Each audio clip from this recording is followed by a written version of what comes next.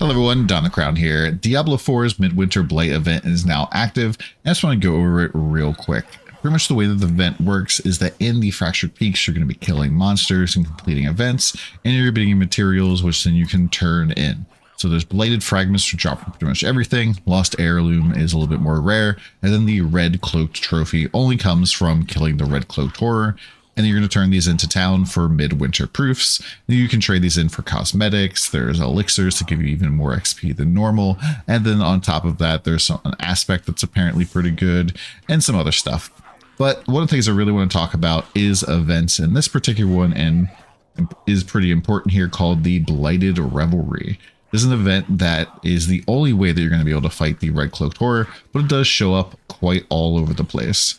Now you might notice right away, if you look at the map, is that the purple area here is quite bigger than the normal Helltide area. So there are a few spots here that have like some events that are not normally accessible. What I did is I went to this website here. I'll put this in the description, and I just did hide all and then just showed events. And these are all of the event spots that show up in the Fractured Peaks. And so it's typically run between them, kind of looking for this particular event. Now this event has these frigid husks on the corners, and you'll light this thing in the center on fire, and it'll spread out, and it'll melt these things, and you'll be able to destroy them. Now once all 5 of them are dead, you can complete the event and kill the Red Cloaked Horror. But what I tend to recommend is not breaking all of them, because for the most part, you're just looking to kill as many monsters as possible. And similar to Helltide, your goal really isn't to finish as many events as possible, it's to get as many materials as possible.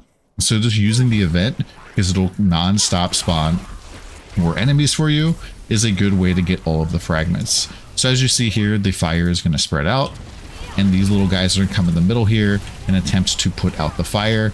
And we're just going to prevent them from doing that right away. We just go and we can break most of these right away, and then we can allow them to put out the fire. This will basically prevent you from accidentally killing the remainder pillar in the corner, although we accidentally killed too much too fast. There we go, they put out the fire. So as you can see, this last frigid husk here is completely unkillable, cannot do any damage to it while there's no fire up. And we can pretty much just stall out here for another minute or so. This takes about maybe like 15 seconds at the worst to spread the fire back out to the corner. And so we can just use this as a automatic monster spawner for us, and it just gives us a lot of these blighted fragments, and it's just a very, very good way to get the materials for this. So I wouldn't recommend trying to like blitz rush through these, because these events are somewhat a little bit rare, but just stalling them out I think is the best way to go. I'm just going to start this off a little bit early. You see we started around like 35 seconds. And you can also use the minimap here to see where things are. So already in 10 seconds, it's already available to kill. And then in comes the Red Cloaked Horror. Now, if you're geared up to do like Avatar of Zir, this really isn't all that difficult. This guy will just kind of evaporate. And he always drops 3 legendary pieces and this box. And then most importantly, you also get 1 Red Cloaked Trophy. And so you can go back to town and you can hand these in. And as you hand in different rewards, your like town is going to level up a little bit. The little progression system took me like less than an hour to max it out at level 3.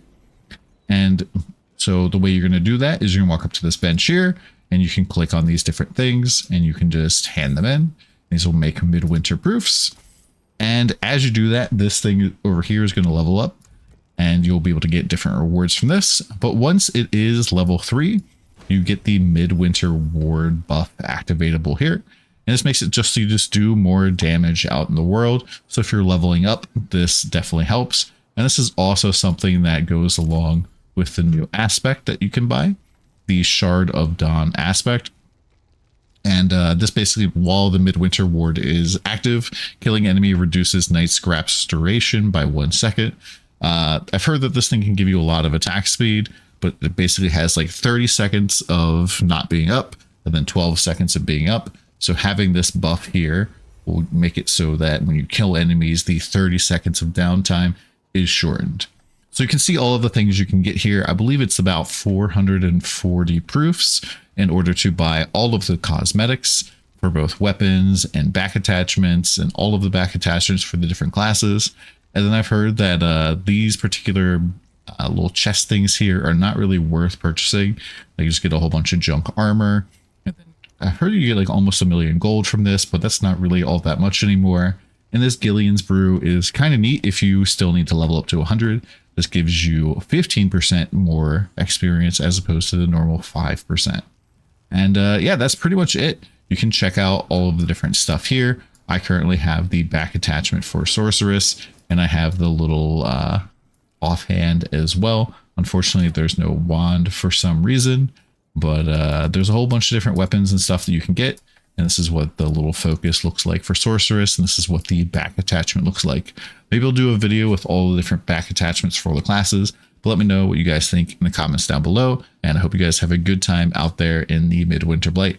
Oh, and one more thing. So after you actually level up your thing to tier 3, when you complete Nightmare Dungeons, you'll get a little goodie bag that gives you a whole bunch of materials that you can then potentially hand in.